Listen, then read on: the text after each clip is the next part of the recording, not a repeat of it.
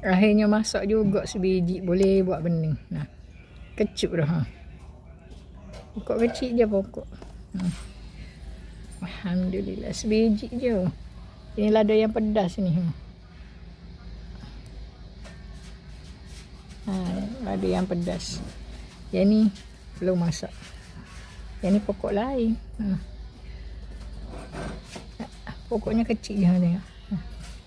Kecil je pokok. Mencipah gunting. Kering dah pokok. Kemarau kat sini kemarau. Sebiji. Alhamdulillah.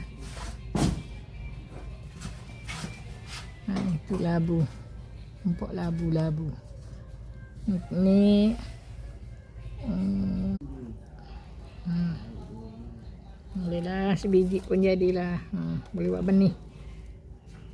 Cili pun dah jadi hutan dah. Ada jadi hutan. Ni terung tengah berbuah. Nampak tak, terung tengah berbuah.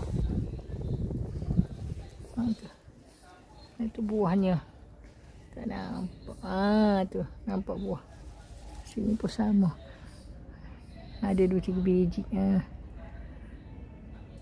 Alhamdulillah. Cik Patut dah nak jaga sebenarnya.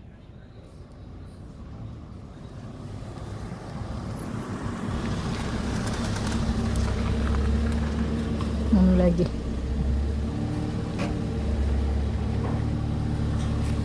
Ni. Ada. Mana? Tak nampak. Ni.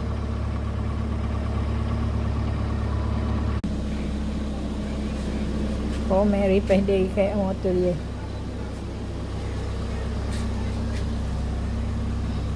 Cantiknya duduk.